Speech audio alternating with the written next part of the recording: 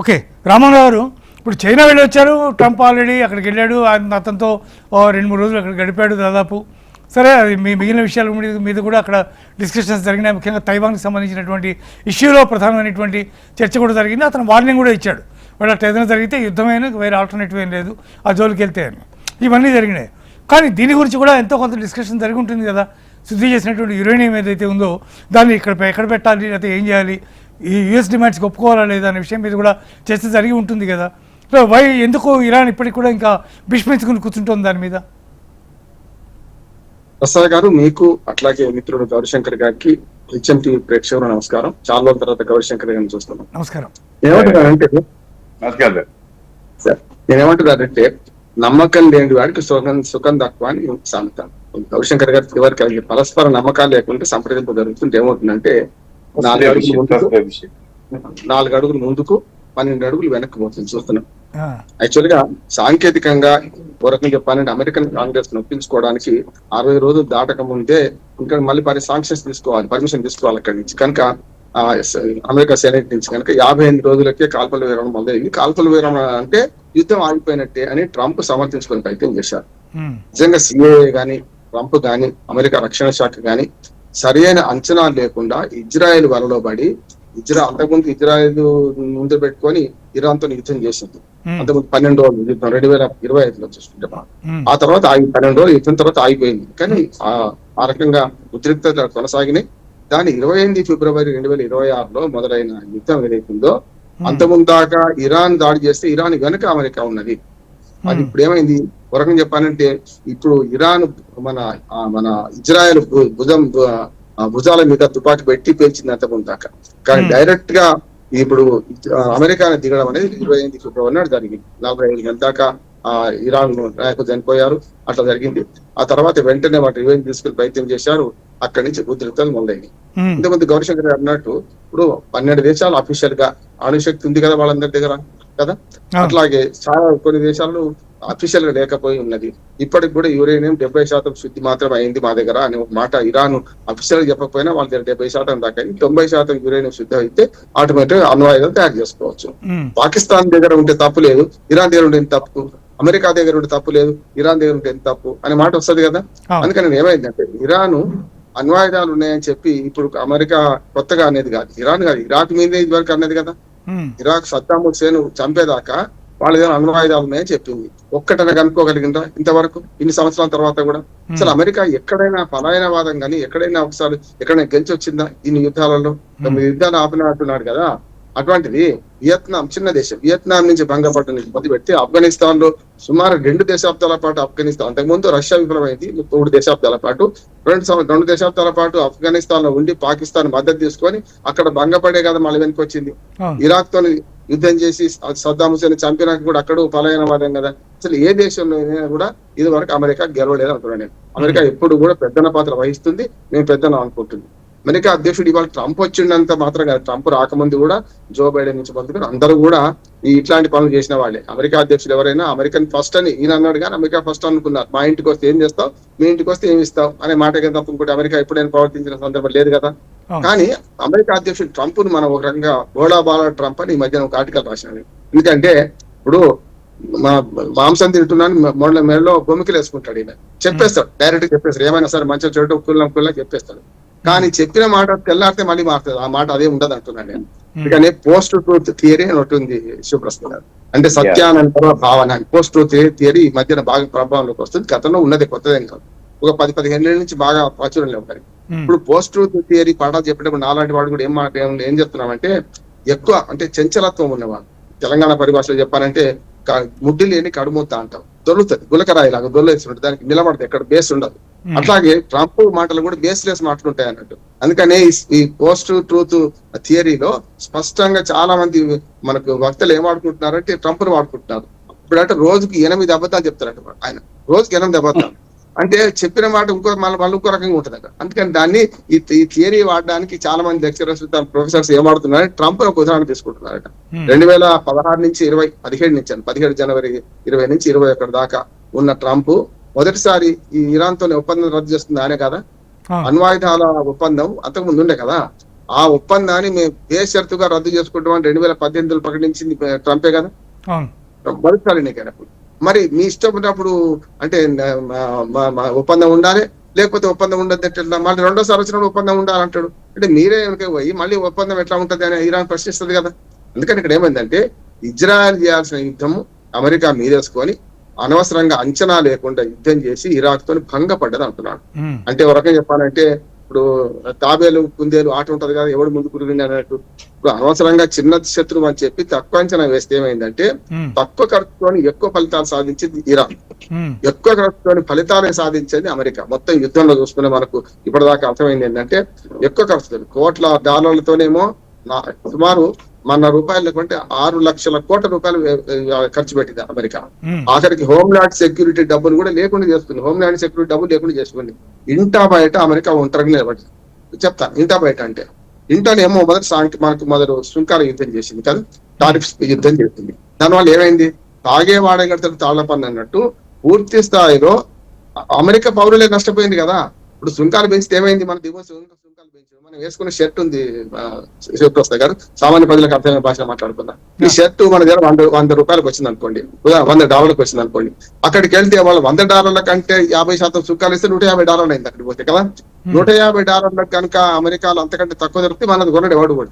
వాళ్ళకి $200 ఉంది అనుకోండి, అప్పుడు మనదే కొంటాడు కదా. ఈ $50 ఎక్కువ చేసింది ఎవరి మీద, అమెరికా పౌరుల మీదే కదా. ఆయన ఎన్ఆర్ఐలు మహా అయితే 50 లక్షల మంది ఉన్నారు మొత్తం ఇండియాలో అందరూ కలిసి. అమెరికాలో 50 లక్షల మంది ఉన్నారు అనుకుందాం. ఈ 50 లక్షల మందే కాదు కదా, మిగతా 30 కోట్ల మంది కొంటారు కదా, ఎవరి మీద భాగం పడ్డట్లు లెక్క. అందుకని సుంకాల యుద్ధంలో మమ్మల్ని నాశనం చేసింది ట్రంపే అని అమెరికన్ ప్రజలు అనుకుంటున్నారు, నెంబర్ 1. రెండోది ఏమైందంటే యుద్ధాల వేటలు కూడా మమ్మల్ని నాశనం చేస్తున్నారు. మా ట్యాక్స్ పేయర్స్ మనీని ఎందుకు అనవసరంగా ట్రంప్ ఖర్చు పెడుతున్నారనే మాట వచ్చింది. నేనన్న మాట కాదు. 2500 చోట్ల అమెరికా ప్రెసిడెంట్ కి వ్యతిరేకంగా, అమెరికా చేసిన చర్యలకు వ్యతిరేకంగా లక్షలాది మంది రోడ్ల మీదకి వచ్చారు. చూసిందా, నెంబర్ 1. అక్కడ ఇంట గెలవలేకపోయాడు. బయట యూరోపియన్ దేశాలను ఎట్లా మాట్లాడిన ఆయన చూడండి. మీరు పిరికి పందలు, పనికిరాని వాళ్ళు. ఆఖరి ఫ్రాన్స్ అధ్యక్షుడు భార్య మీద కూడా అడ్డగోలు అపాండాలు వేసుకుంటూ ఇది పడితే మాట్లాడింది కదా. అంటే యూరోపియన్ యూనియన్ ఎట్లా ఆయన సమర్థిస్తుంది? యూరోపియన్ యూనియన్ అసలు నేను లేకపోతే యూనియన్ లేకపోమని, యూరోపియన్ యూనియన్ కు గతంలో దెబ్బల మరకపోతుంది అంటారా? యూరో కరెన్సీని వాళ్ళు ప్రచారం చేయబోతే డాలర్ విలువ తక్కువ అయింది అని చెప్పి యూరో కరెన్సీ నాశనం చేసింది ట్రంప్ కాదా? చూడండి, అంటే ఇవాళ అది జరుగుతుంది. మూడోది ఏంటంటే ఇక బయట శత్రు దేశాలైన రష్యా కానీ మనకు చైనా కానీ వాళ్ళు ఎట్లా సమర్థించారు. గట్టిగా మాట్లాడితే ఇరాన్కే ఆయుధాలు అందించింది చైనా, సాంకేతిక విజ్ఞానం అందించింది రష్యా. ఎక్కడెక్కడ అమెరికా స్థావరాలను కొట్టేయమని చెప్తే ఇప్పుడు గల్ఫ్ దేశాలు, 4వది గల్ఫ్ దేశాలు ఎంత దుర్మార్గంగా నష్టపోయినాయి. వాళ్ళు గల్ఫ్ దేశాల నుంచి ఒక ధనవంతుడు ఒక ట్వీట్ చేశాడు, నేను దాన్ని చాలా తీవ్రంగా విమర్శించాను. మేమేం పాపం చేశాం, మా మీద ఈ ఇరాన్ విరుచుకపడుతుందని. మీరు పాపం చేసింది ఏంటంటే అమెరికా స్థావరాలను మీ దగ్గర ఉంచుకోవడం అని నేను కదా. అమెరికా సైనిక స్థావరాలను మీ దగ్గర ఉంచుకొని ఇరాన్ పక్కలో బలంగా మీరు తయారు చేస్తే ఇరాన్ ఏం చేస్తుంది? ఎట్లాగో పెద్దవాడిని కొట్టలేదు, మిమ్మల్ని కొడతా అని చెప్పారు. అమెరికా దాకా కొట్టలేదు, కొట్టగలుగుతుంది కూడా. అమెరికా చాలా 10,000 కిలోమీటర్ల దూరం. కానీ అట్టా కూడా అమెరికా ఈ ఇరాన్ సరైన సైనిక శక్తిని సరిగ్గా అంచనా వేయలేకపోయింది అంటున్నాడు. గెరిల్లా యుద్ధంలో కానీ అట్లాగే డ్రోన్ల యుద్ధంలో కానీ ఎట్లా గెలవలేకపోయింది అంటున్నాడు. అంతేందుకు అమెరికా ఇరాన్ సామర్థ్యాన్ని తక్కువ అంచనా వేసిందంటే ఒక ఉదాహరణ చెప్తాను ప్రసద్ద. దిగో గర్షియా దీవి 4000 కిలోమీటర్లు ఉంటాం అక్కడి నుంచి, ఇరాన్ నుంచి. అక్కడ కొట్టించింది కదా. అంటే 4000 కిలోమీటర్ల క్షిపణి వీళ్ళకి పోతుందా అనుకోలే వీళ్ళు, అమెరికా వాళ్ళు. ఇరాన్ లాంటి డ్రోన్ టెక్నాలజీ, ఇరాన్ కేమో డ్రోన్ టెక్నాలజీ ఉన్నది, అమెరికాకు గోల్డెన్ డ్రోమ్, ఇది ఐరన్ డ్రోమ్ టెక్నాలజీ ఏమో ఇజ్రాయెల్ కు, అట్లాగే మన గోల్డెన్ డ్రోమ్ టెక్నాలజీ ఏమో అమెరికాకు ఉంది. ఎందుకు అమెరికాకు పోయినాయి ఈ రెండు కూడా? ఇవాళ ఐరన్ డ్రోమ్ టెక్నాలజీ ఉన్న ఇజ్రాయెల్ లెబనాన్ మీద దాడి చేస్తుంది, వీటి కొట్టలేక వాడిని కొడుతుంది. కానీ నిజంగా ఇద్దరి మధ్యన యుద్ధం జరిగితే ఇరాన్ గెలిచే అవకాశం ఉన్నది. టెక్నాలజీస్ లో ఇప్పటికి కూడా మనం పెగాసిస్ దిగుమతి చేసుకుంటున్నాం. టెక్నాలజీ విషయంలో ఇజ్రాయెల్ కి మించిన దేశం లేదు, అమెరికాతో ధీటుగా ఉంటుంది. కానీ ఏమైంది వాళ్ళ మొత్తం మీరు చూస్తే, మీరు అన్ని చర్చల దగ్గరికి వస్తే, అసలు సంగతికి వస్తే, చర్చల దగ్గరికి వస్తే పాకిస్తాన్ మధ్యవర్తిగా ఎన్నుకోవడమే అమెరికా చేసిన పెద్ద తప్పు అంటున్నాను. అవసరమైతే రష్యా నమ్మితే తప్పు లేకుండే, మనం నమ్మితే సమస్య లేదు, మనం నమ్మితే నిజంగా ఓ రకంగా పరిష్కారం వస్తుంది అంటున్నాడు. ఇప్పుడు అక్కడికే వస్తున్నాం మనం. అందుకే మన ఇజ్రాయెల్ కలుపుకోకుండా అమెరికా ఇరాన్ చర్చలు ఎక్కడ పెట్టిండ్రు? పాకిస్తాన్ లో పెట్టిండ్రు. ఎప్పుడైనా మధ్యవర్తి అంటాడు ఇద్దరిని అవసరమైతే కలపగలగాలి, ఇద్దరిని బెదిరించగలగాలి, ఇద్దరిని అయితే గట్టిగా మందలించగలగాలి. కానీ పాకిస్తాన్ మొట్టమొదటి చేసిన పని ఏంటి? మొట్టమొదటి 21 గంటల పాటు చర్చ జరిగినాయి కదా పాకిస్తాన్ లో. అంతకంటే ముందు, అసలు కంటే ముందు వీళ్ళు చేసిన పని ఏంది? ఇజ్రాయెల్ ఇష్టం అన్నట్టు మాట్లాడాడు కదా. ఇజ్రాయెల్ అధ్యక్షుడు ఏమన్నాడు? నెతన్యాహు ఏమన్నాడు? పథాన్ ఏమన్నాడు?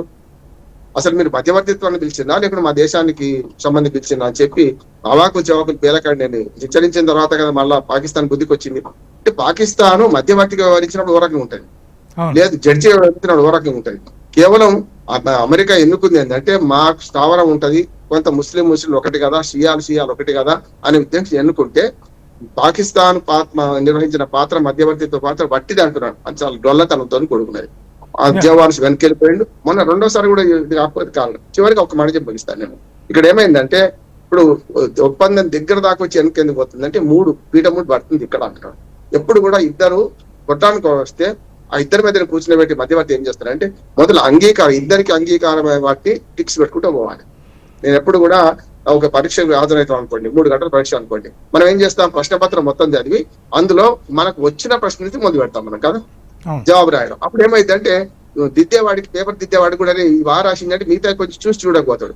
మనం గొట్టు ప్రశ్న రాని ప్రశ్న మొదలు పెట్టాం అనుకోండి, అక్కడనే ఫెయిల్ అవుతాం. ఇక్కడ కూడా ఒప్పందాల్లో 15 అంశాలేమో మనకు అమెరికా ప్రతిపాదించింది, 10 అంశాలేమో ఇరాన్ ప్రతిపాదించింది. ఈ 15, 10, 25లో మొదలు ఇద్దరికి అంగీకార యోగ్యమైన దాని టిక్ పెట్టుకుంటే ఈజీ అవుతుంది. ఎక్కడ పీఠముడి పడ్డది? మొదలు అసలు హార్మో జల సంగతి ఏంది? అన్నిటికంటే పీఠముడి పడ్డది ఏంటంటే ఈ యురేనియం నిల్వలు ఏవైతున్నాయో అప్పచెప్పాలి మాకు అనే దాని మీద పడ్డది కదా. ఎందుకు అప్పచెప్తామంటారు వాళ్ళు?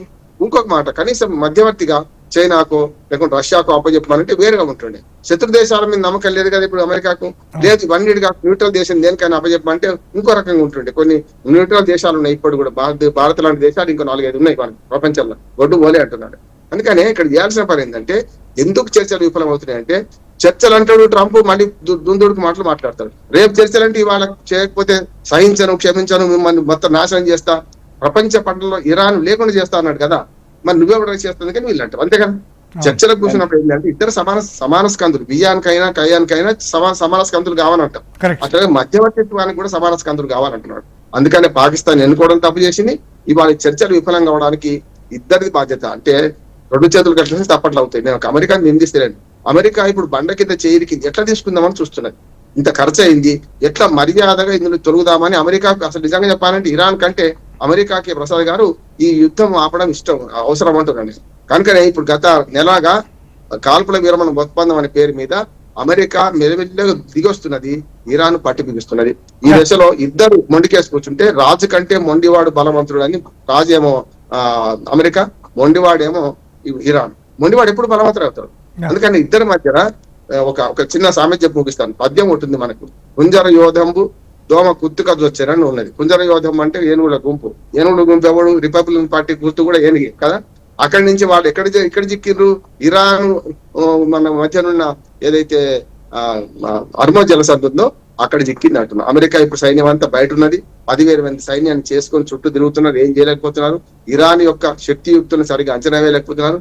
ఇవాటికి కూడా ఆ సీమైన్ సేవ ఉన్నాయో చాలా జాగ్రత్తగా గమనించకపోతే అన్ని పేరిపోతాయి అంటున్నాను. సీమైన్ తీసేయడం కూడా ఇప్పుడు నిజంగానే అవసరమే. దాని మీద కూడా చర్చ జరుగుతుంది. చూద్దాం ఏం జరుగుతుందో.